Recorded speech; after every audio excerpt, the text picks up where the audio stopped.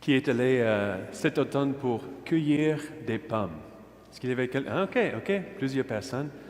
Pas moi cette année, désolé, mais peut-être vous êtes allé et vous avez eu plein de pommes dans la cuisine. Donc c'est un peu mêlé avec les autres fruits et tout ça. Et un jour, tu y vas pour goûter les bonnes pommes cueillies chez nous ici. Et vous allez et vous le goût, c'est croquant, c'est délicieux, sauf que c'est pas une pomme, c'est un oignon. Aïe, aïe, aïe. Tu le craches par terre et c'est pas du tout la même chose. Parce que des fois, il faut changer les éléments pour les purifier, pour les changer, pour les ajuster un peu. Ça, c'est pas la bonne marque, c'est pas officiel, c'est pas le Creuset de la France, mais ça choix du président, donc c'est proche. Donc, ça, c'est quelque chose que, quand je le vois dans la cuisine, c'est toujours un bon signe, parce que ça veut dire que c'est jeudi, et parce que nous avons quelqu'un qui vient les jeudis pour cuisiner quelques repas pour les prêtres. Donc, chaque fois que je vois ça, bon, avant, je sens tout ce qui se passe dans la cuisine et je suis déjà plus heureux juste en entrant, mais j'ai vraiment hâte de voir c'est quoi qui est dedans chaque semaine. Bon, rien aujourd'hui pour la messe, mais c'est parce qu'on peut prendre cet oignon, et le cuisiner, le mettre dans un chili ou quelque chose comme ça, et ça transforme quelque chose qui était pas très bon comme ça, cru, dans quelque chose de magnifique qui donne le plaisir à tout le monde qui le goûte. Pourquoi on parle de ces choses de cuisine comme ça? Parce qu'en fait, il y a un lien, je vous promets, avec les lectures d'aujourd'hui. Donc, si on voit le livre de Malachie de nouveau, « Car voici que vient le jour brillant comme un four. Tous les arrogants et les méchants ne seront que paille.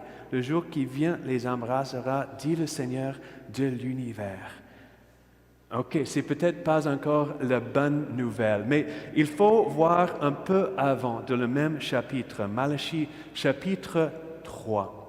« Non, moi le Seigneur, je n'ai pas changé, mais vous ne cessez d'être fils de Jacob.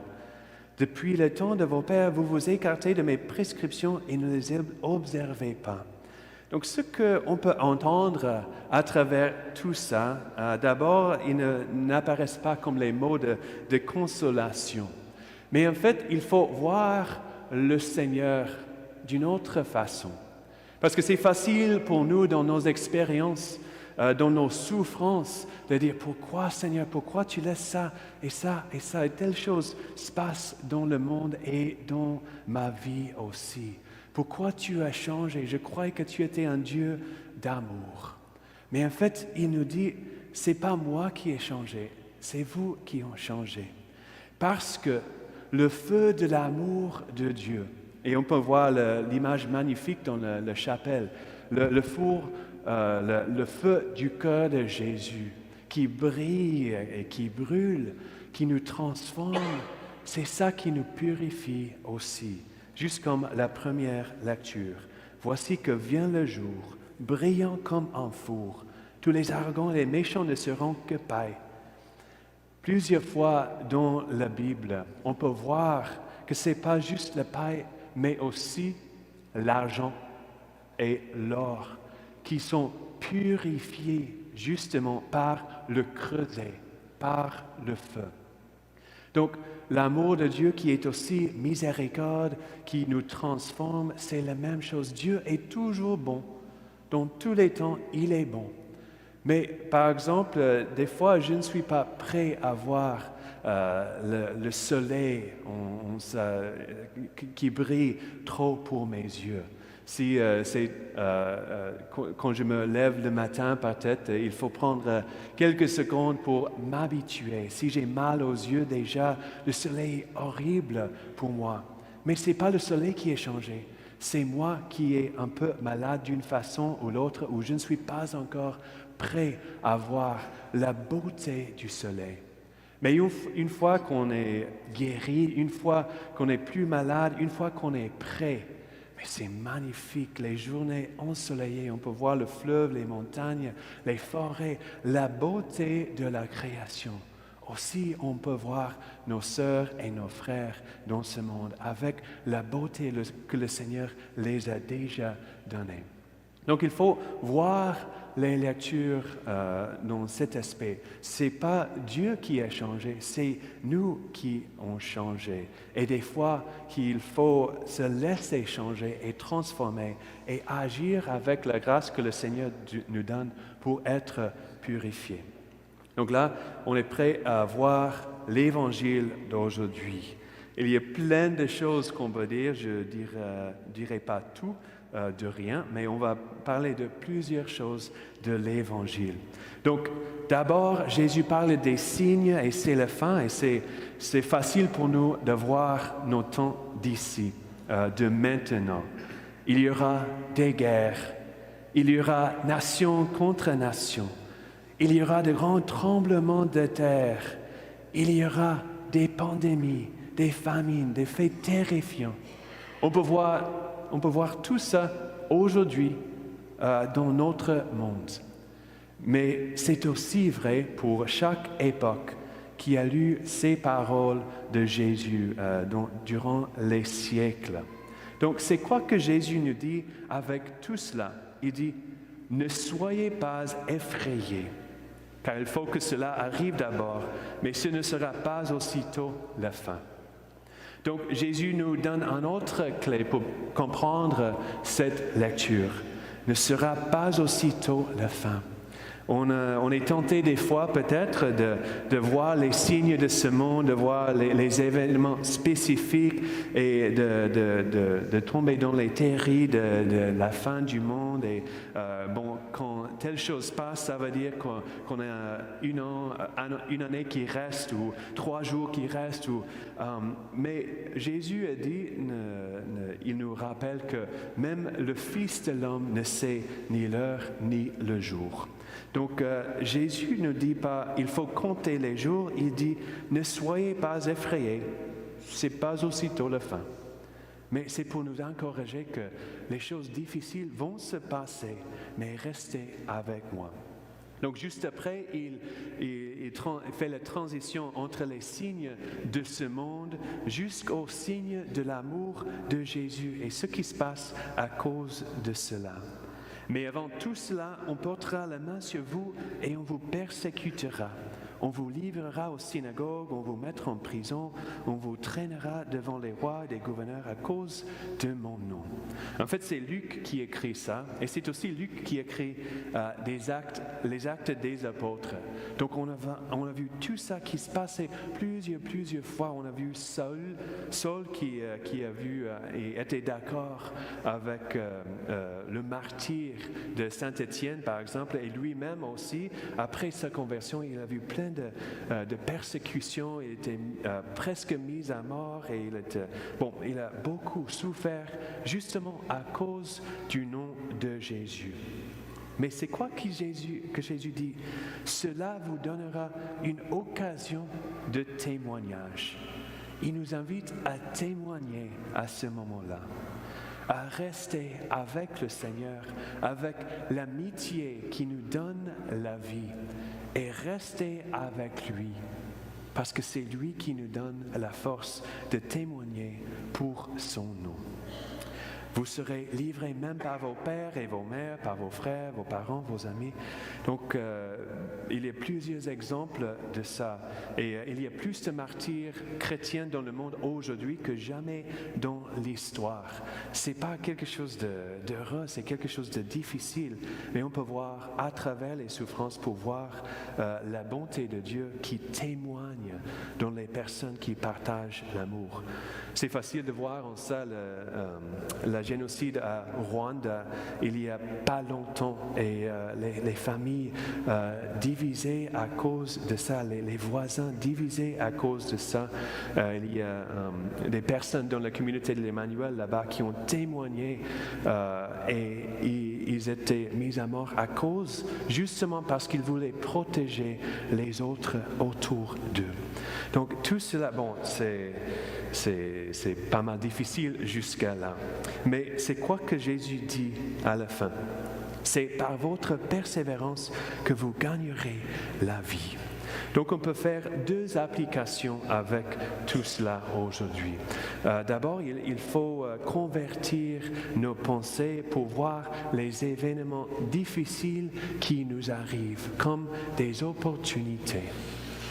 C'est très difficile et comme toujours, je prêche à moi-même aussi.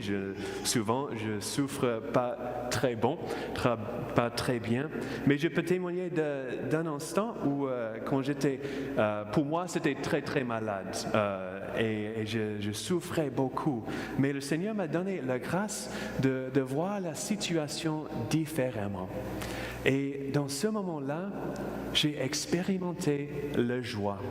C'est pas que la souffrance m'a quitté, mais j'ai pu offrir avec une petite prière mes souffrances comme une offrande d'amour à Jésus, justement pour intercéder pour les autres, pour que les autres autour de moi puissent recevoir la grâce. J'ai donné ça comme une prière et à ce moment-là, j'ai expérimenté toujours la souffrance physique et psychologique, mais j'ai expérimenté la joie très très profonde en même temps. Donc ça a transformé mon expérience de souffrance en quelque chose de très très forte et de très très belle. Donc je rends grâce pour ça. Donc ça c'est une invitation pour nous tous ici. Deuxièmement, les souffrances qui viennent justement à cause d'aimer le nom de Jésus et de lui rendre témoignage. Bon, quand on a réfléchi avec les prêtres ensemble cette semaine, Père Benoît a dit quelque chose de sage qu'il faut voir dans cette lecture. C'est de dire que souffrir à cause de nos péchés, c'est pas la même chose de souffrir à cause de l'amour du nom de Jésus. Parce qu'on a parlé d'un moment où on était à Montréal avec nos cœurs romains et quelqu'un a dit quelque chose contre l'Église très fort.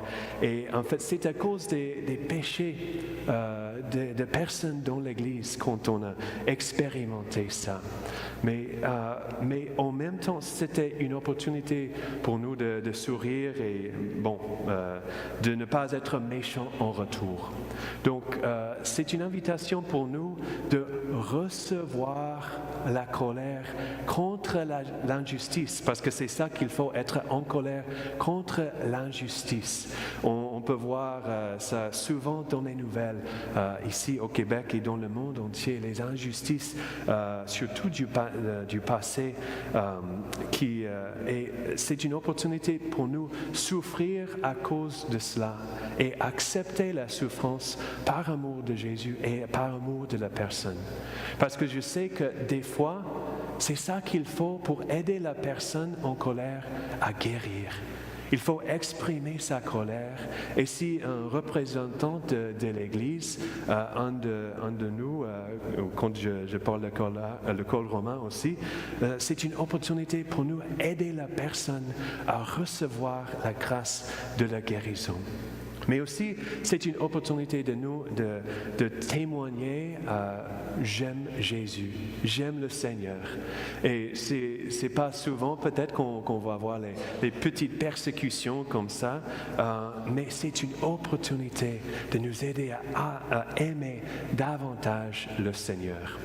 Il y a quelques semaines, il y avait une jeune qui a partagé, elle était en train de dîner avec quelqu'un de notre église ici. Et cette personne, avant le repas, il a fait comme un peu cacher son croix pour pour bénir le repas. Mais il n'est pas assez caché parce qu'elle a vu. Et donc elle a dit, êtes-vous chrétien? Est-ce que tu crois en Dieu? Et il a dit oui. Bon, maintenant elle vient chaque semaine ici à l'église. Donc ça peut être une très très bonne chose. Je sais que c'est très difficile, surtout ici au Québec. C'est peut-être un des endroits plus difficiles au monde de témoigner de notre foi dans les rues. Mais le Seigneur nous invite à le faire avec prudence des fois, mais en même temps de témoigner de l'amour qui nous habite. Ce même amour qui nous purifie, nous qui avons besoin d'être purifiés pour devenir quelque chose de plus beau, quelque chose de plus grand, quelque chose de plus rempli d'Esprit Saint, pour glorifier le Seigneur dans nos vies et pour attirer le monde à l'amour de Jésus.